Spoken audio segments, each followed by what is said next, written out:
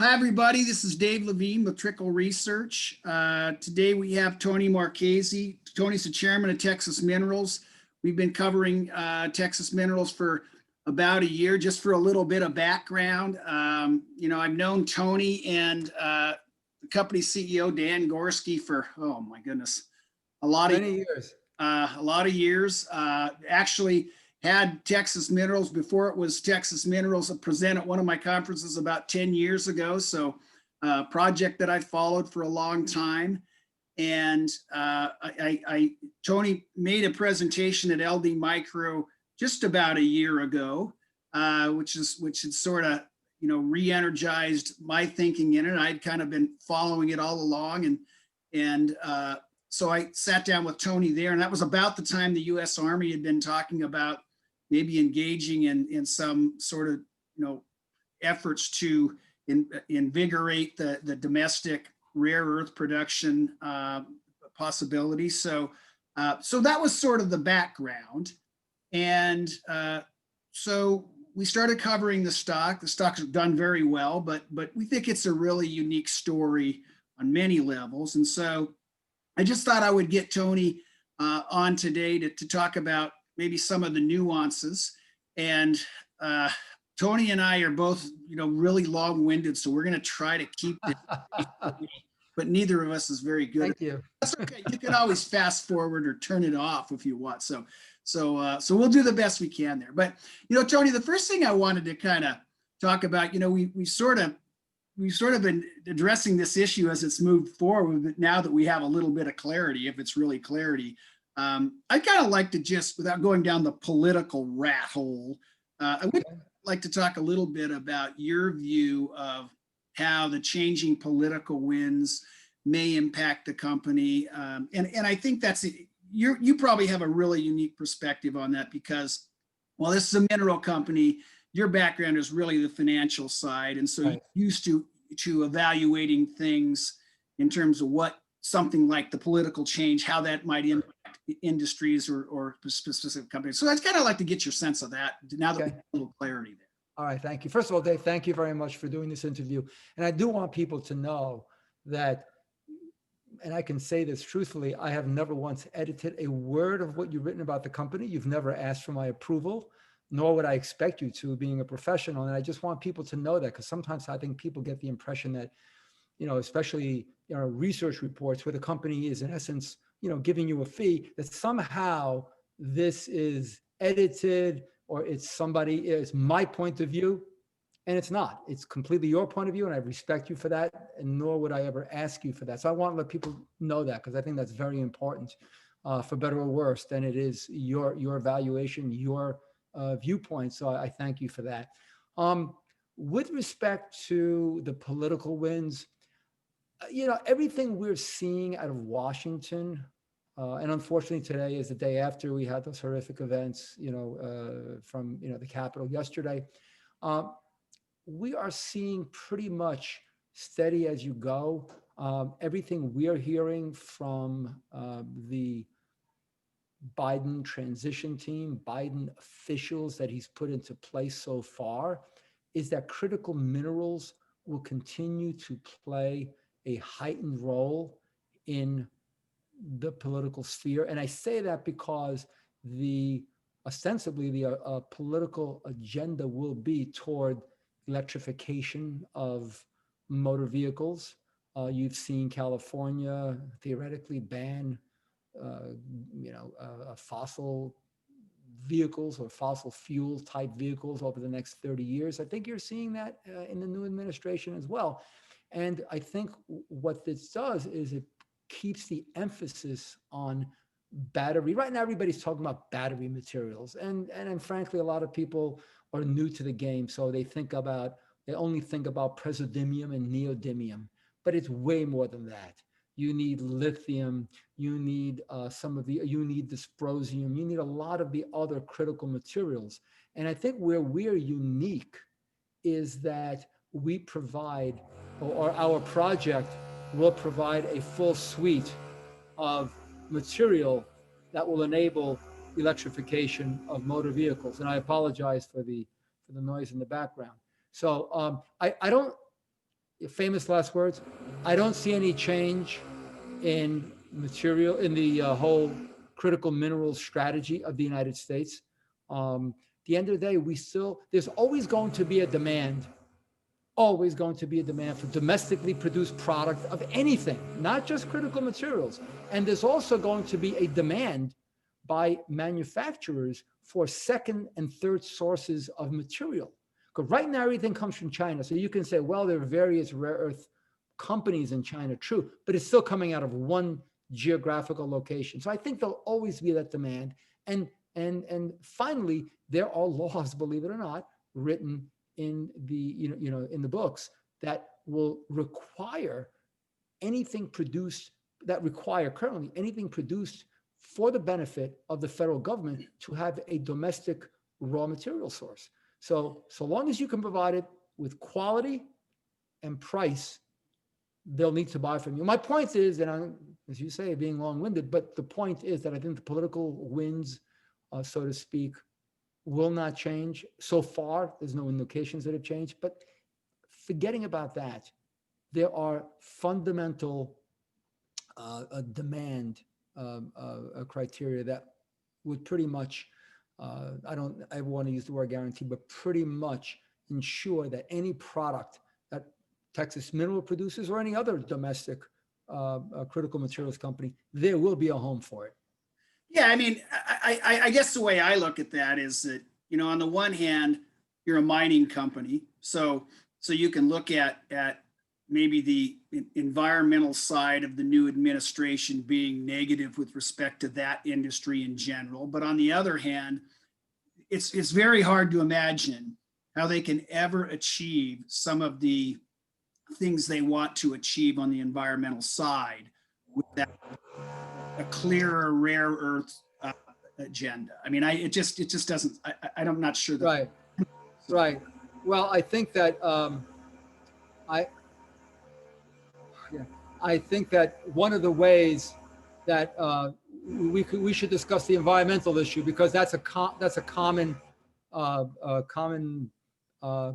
potential negative, with the new administration. First of all, and it actually plays into our strength, we are located on state property, not federal property. And I think that fact gets glossed over by many people who look at the company.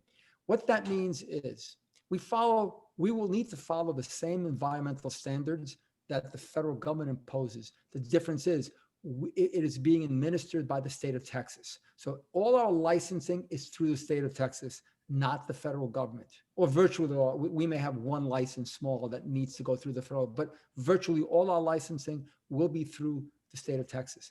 Texas is a very resource-friendly state. And what I mean by that is that, again, they don't cut corners, but what they do is have access. And so things that, for example, take months with the federal government takes weeks with the state of Texas. So that, I think, is important.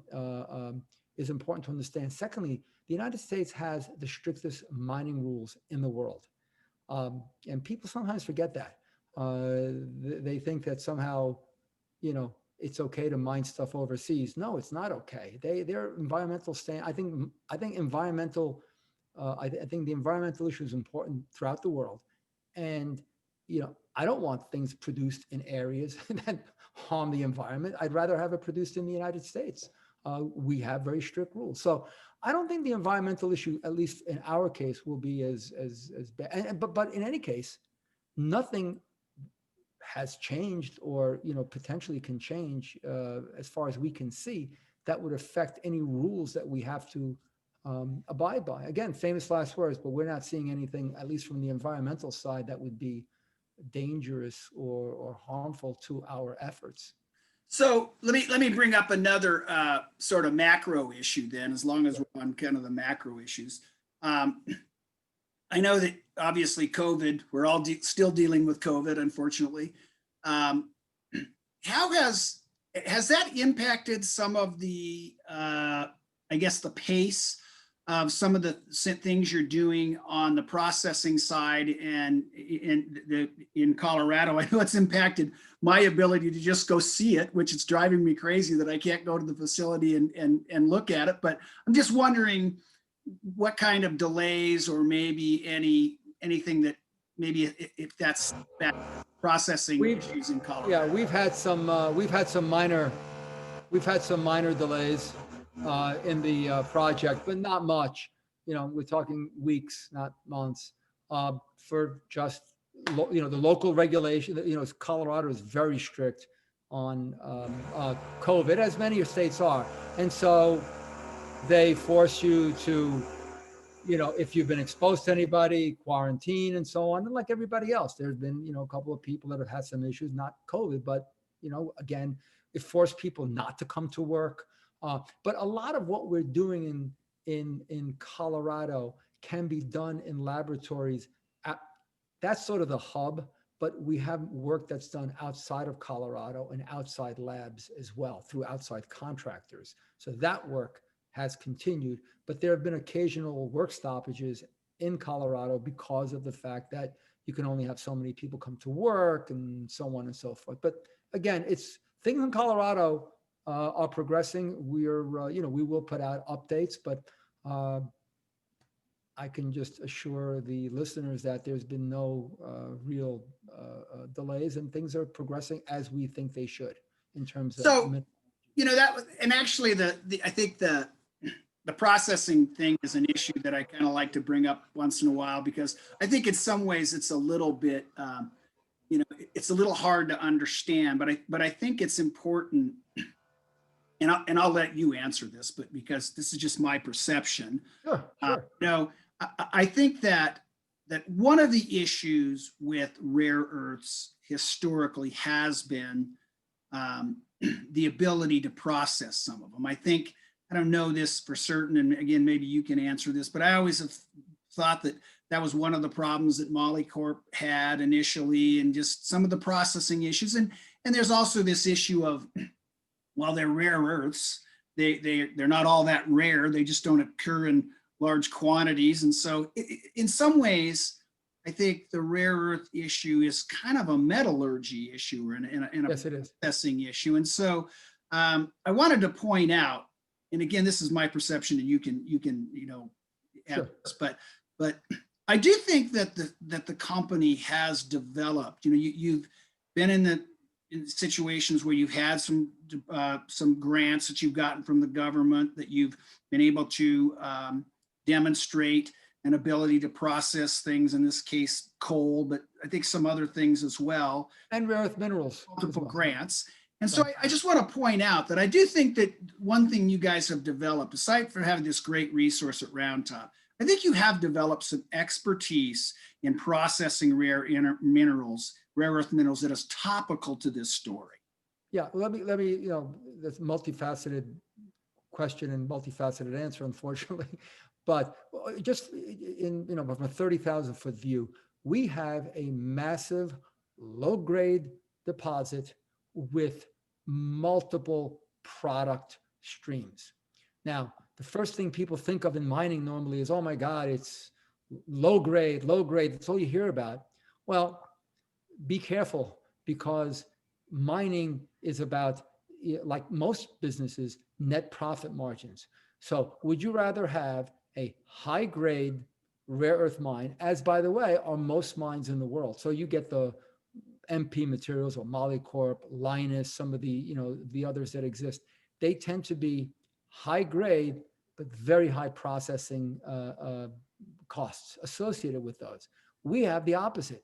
We have a massive low grade deposit, which is easy to process. The key to our process is two things. One, or processing are two things. One, we're able to bring rock into liquid, which is in all of mining, whether it's gold, silver, rare earth.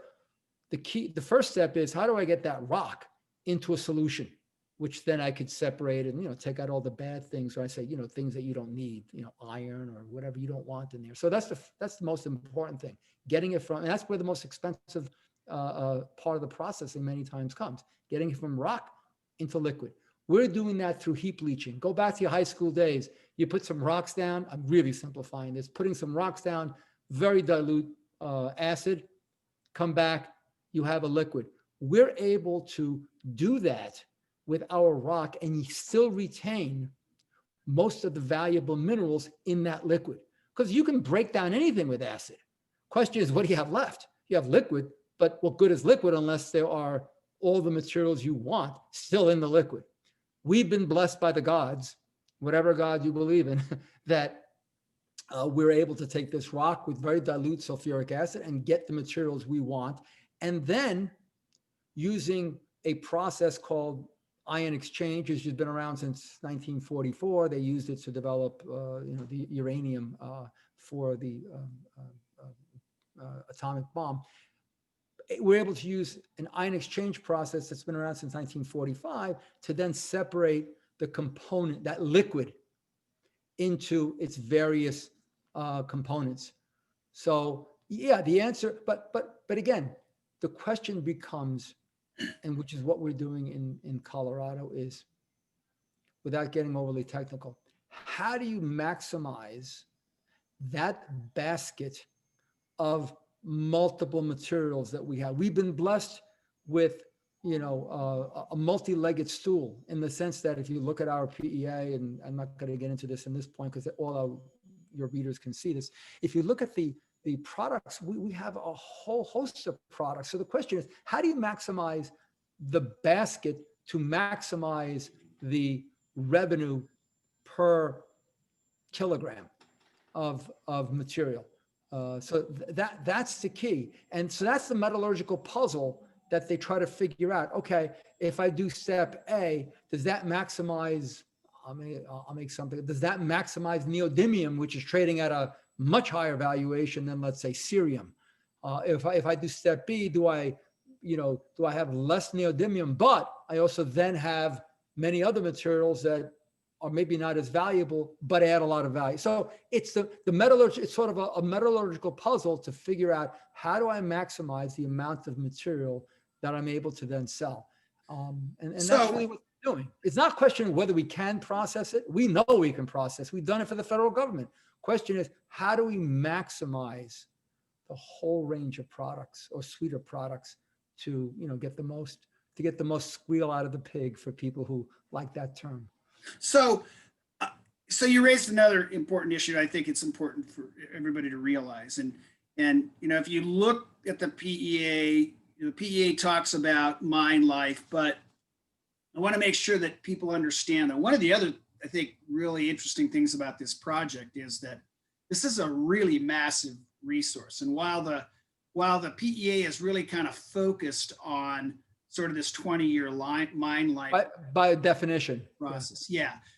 The reality is that the resource is much bigger than that. And as we sort of, you talk about this sometimes, about the this discounting process that we use to value assets, but the fact of the matter is that it's certainly, the resource is amenable to being exploited at a greater rate. So maybe while the PEA addresses a 20-year mine life at a certain production level, that production level could be much bigger than what the PEA addresses. And so yeah, well, we have a 1.6, the way it actually leads to another, which I'll combine a question that you haven't answered, rather haven't asked, but I'll combine it with your point.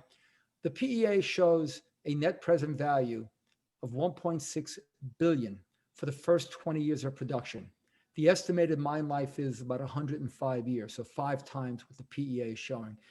The problem is, when you do math, when you start discounting at 10%, which is what they do beyond 20 years, you get very little incremental dollars. So what they do is they simply discount for the first 20 years, and they come up with a $1.6 billion net present value at a 10% discount. And by the way, that includes 25% cushion for CapEx and 20% cushion for OpEx. So very, very, very conservative.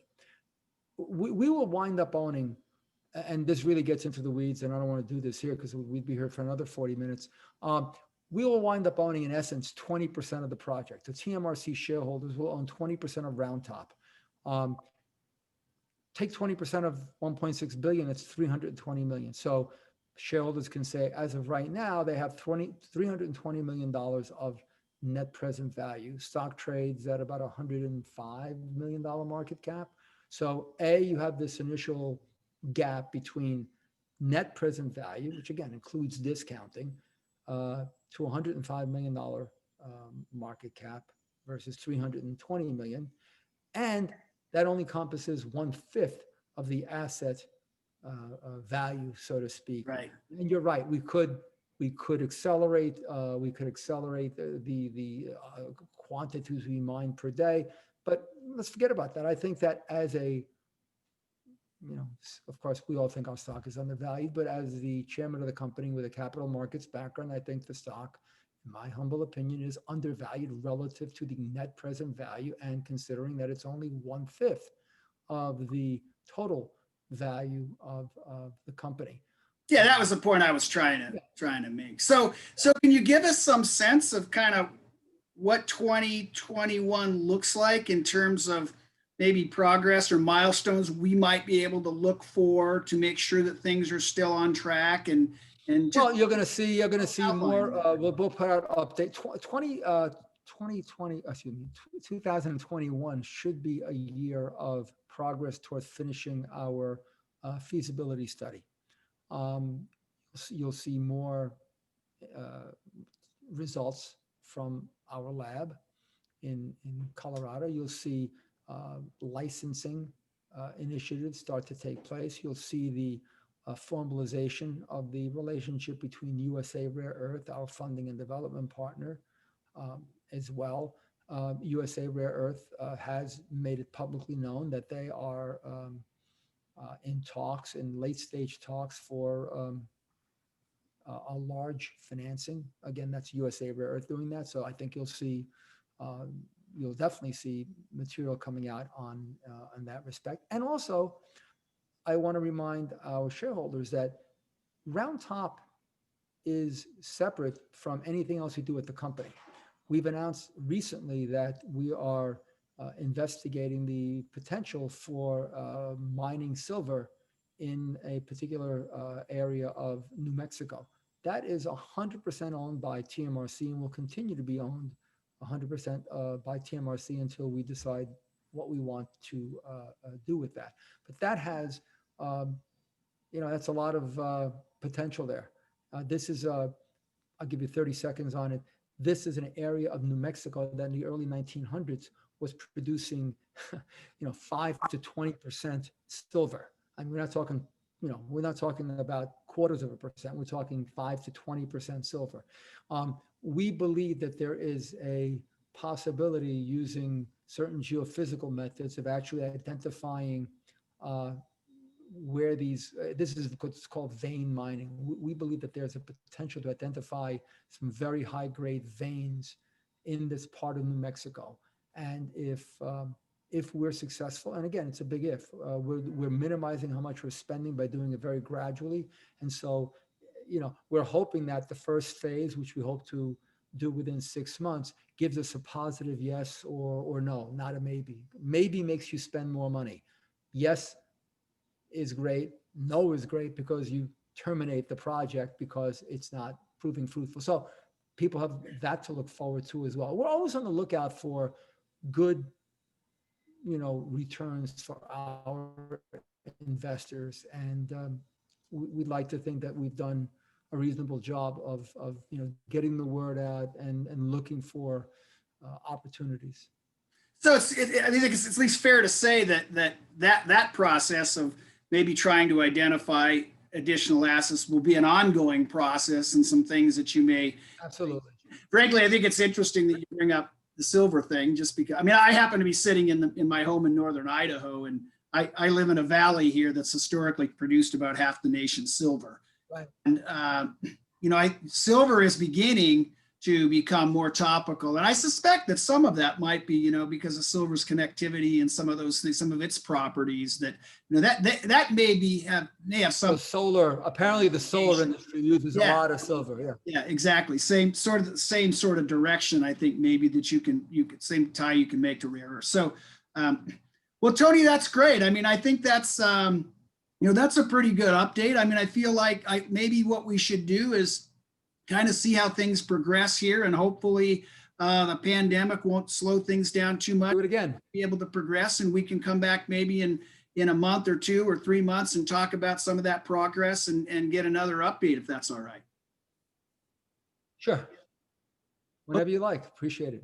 Well, Always Tony, great speaking to I you. thank you for your time today. And like I say, we'll circle back with you, and at some point we'll see if there's another update that makes some sense. All right. Very good. Thanks a lot. Thanks, Tony. Talk to you soon. Bye-bye. All right.